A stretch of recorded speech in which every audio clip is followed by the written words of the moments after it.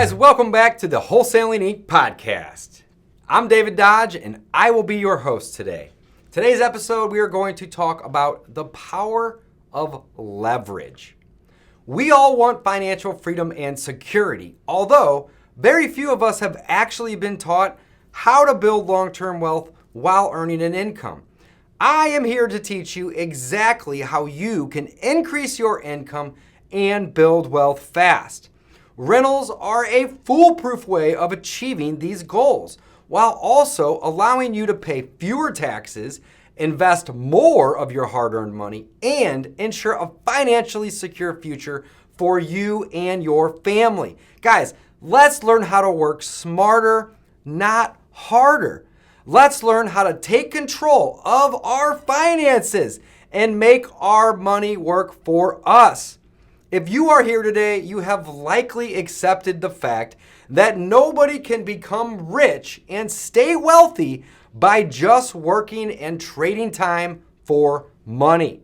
It is time to shift your focus from short-term gains to long-term wealth creation. I'm David Dodge, and on this show, I will teach you how to build wealth and create cash flow, all while paying less in taxes. Let's get started. Man, I am excited. Today, we are going to be talking about the power of leverage.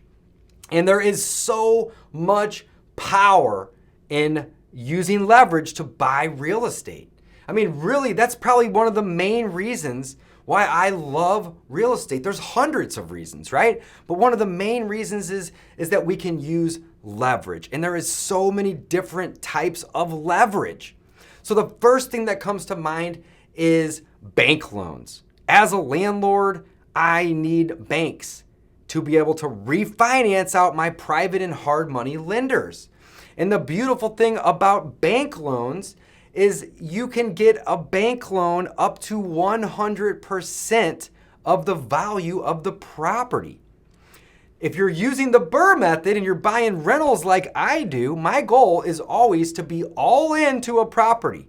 That's purchase, that's rehab, that's holding expenses, that's closing costs, that's hard money or private money interest, all of those things combined, taxes, insurance, whatever it may be. All of those things combined, right? If I can be all into a property at 80% of what it appraises for and I can get an 80% loan, that means I'm going to have none of my own money invested in the deal. I'm going to acquire an asset with none of my own money. Literally, it's free. I'm getting free assets added to my portfolio each and every month. That is the power of leverage. Amazing. Now, when I'm buying these properties and I'm using private or hard money lenders, that is also leverage. I'm leveraging these people, other people's money, OPM, to buy these properties. So I'm using leverage in the beginning when I'm buying and I'm rehabbing other people's money. I'm using leverage on the back end when I'm going to refinance these properties. Leverage is a massive part of my business, and it's a massive tool that all of us real estate investors can utilize. I love it. Now, there's other types of leverage other than just money leverage or financial leverage, right? When I am buying a property and I'm using the BRRRR method, and hopefully you guys know at this point that that's what I do. That's my niche. That's what I love. The BRRRR method, it's my passion, right? But I'm also leveraging other people to fix up these houses and make the repairs and renovate or rehab these properties. I don't swing a hammer anymore. I used to when I first started, and the first property that I bought 7, maybe even 8 years ago was a property that probably should have been torn down. But I said, you know what? This is a low risk way to get in. And I bought this property in Ferguson, Missouri. And I'm sure you guys have heard of Ferguson. It was in the news, not for good reasons, right? But it's actually a nice little neighborhood up there. Ferguson is a good little community. And I bought a house up there. It was a 2-bedroom, 1-bath home, and it was a foreclosed home, bank owned, right? Those are referred to as REOs, real estate owned. It was a bank owned property. I bought this property for $19,000, okay? I went ahead and I spent the next 7 months. This is when I first got started about 8 years ago, full time that is. And I spent the next 7 months fixing this property up. 7 months.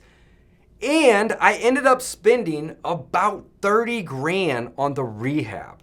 That was even with me doing a lot of the work. It was 30 grand worth of either materials or me paying contractors and friends to come work with me and help me and teach me how to do these things. I don't regret doing that because it was a 7-month classroom, right?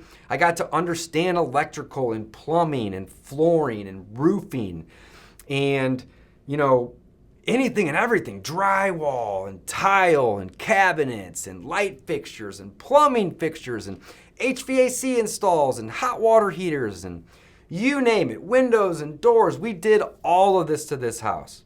And I bought this house for basically 20 grand. It was $19,000 purchase. I put $30,000 into this property. And in the end, it was only worth about 50 grand. All right. So it wasn't really a home run, but I wasn't upset because I used this property to learn so much about rehabbing. The main thing that I learned is that I don't like rehabbing.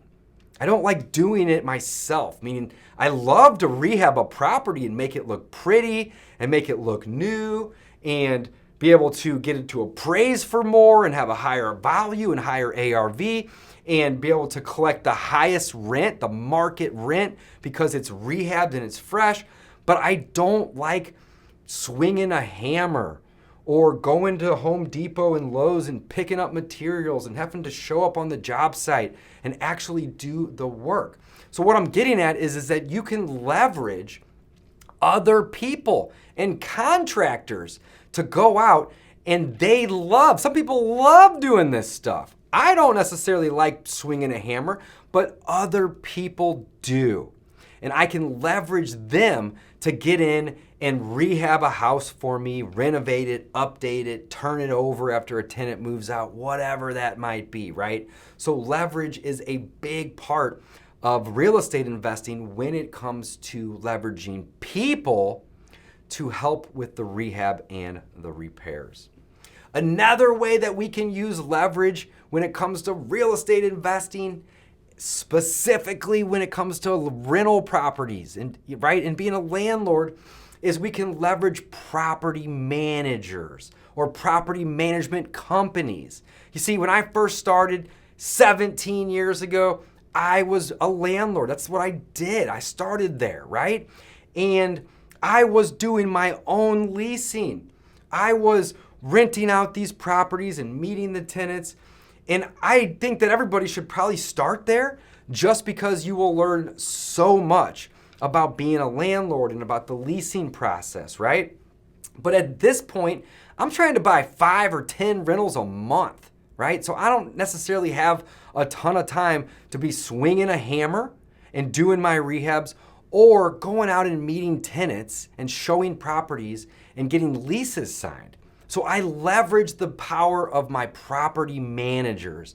And in fact, I have 3 different property managers right now. I have one for all my single family properties. I have one for all my multifamily properties.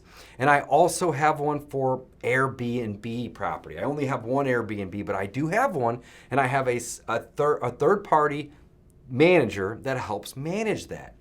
So I'm leveraging multiple different people to manage my properties as well, all right? I'm also leveraging real estate agents from time to time to help me determine my ARVs. I'm leveraging banks and bank appraisers to basically tell the bank what the property's worth. I'm leveraging lots and lots of people. I'm also a wholesaler and a fix and flipper, right? The name of the game when it comes to real estate is marketing. This is a marketing business before it's any other business. And what I like to do is I like to keep the best and wholesale the rest. This is the Wholesaling Inc. podcast, right? That's what we do. We wholesale.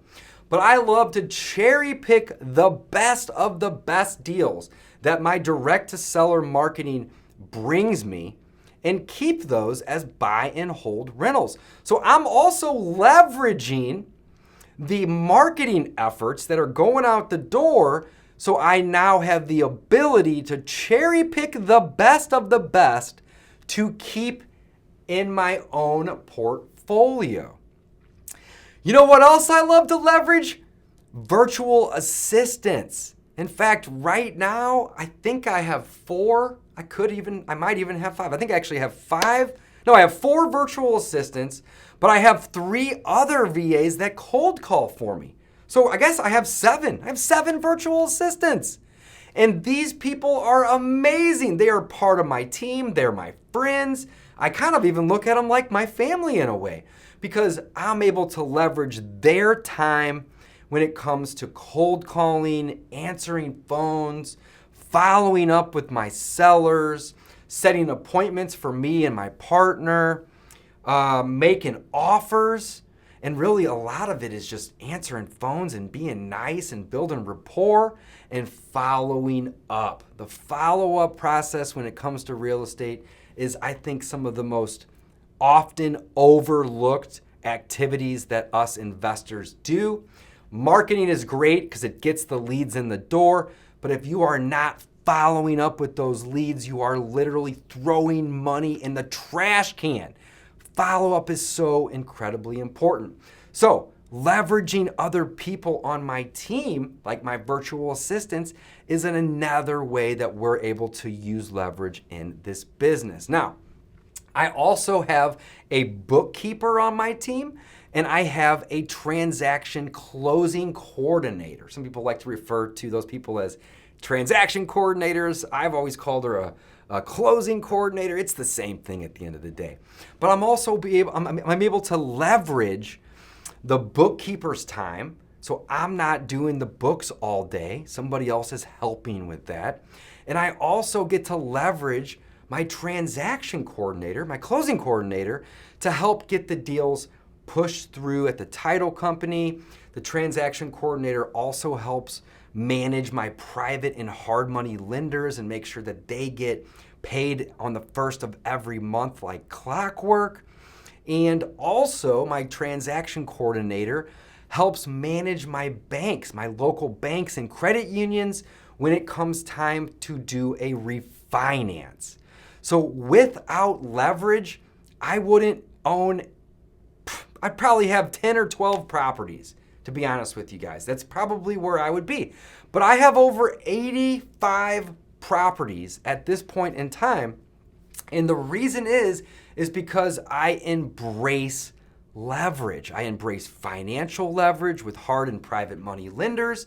I embrace financial leverage with my banks. I embrace leverage with my contractors and leveraging their skills and their time to get in there and make these properties look pretty. And I leverage my 3 different property managers to make sure that the properties aren't vacant and that they're occupied and that they're rented and that the tenants, are paying rent and that they're paying their rent on time. And if they don't pay their rent, then they're going to hear from a property manager, and that's leveraged. And then last but not least, guys, I am leveraging my team of virtual assistants, or my team that does the bookkeeping or the transaction coordination. And also, I mentioned this earlier, but we also love leveraging real estate agents, because the real estate agents may sometimes bring us a tenant, they may sometimes bring us a buyer, or at a very least, they can help us determine what a property's ARV might be or what a good offer on it might be as of today. So do not discount leverage. Leverage should be your best friend when it comes to real estate investing. And really, if you are starting out and you are new and maybe you're just looking to do your first deal, right? Well, you can leverage third-party individuals or companies to help you spread the word and get your marketing out the door, right? So I have cold callers and I leverage their time, and they basically just tee up leads for my team and I to go run those appointments or to make offers on. So there is so many different ways that you can use leverage in your real estate investing business. And in fact, I probably left off 5 different additional types of leverage that we can all use every single day in this business. Guys, thanks for listening. This conversation continues over on wholesalinginc.com. Go over there and check it out. And if you want to work with me, I would love to communicate with you and hop on a call and talk about how we can help you. You can book a call over at wholesalinginc.com. Guys, get out there, take advantage of leverage. Not only are you capable of it, but you're worthy of it. Signing off.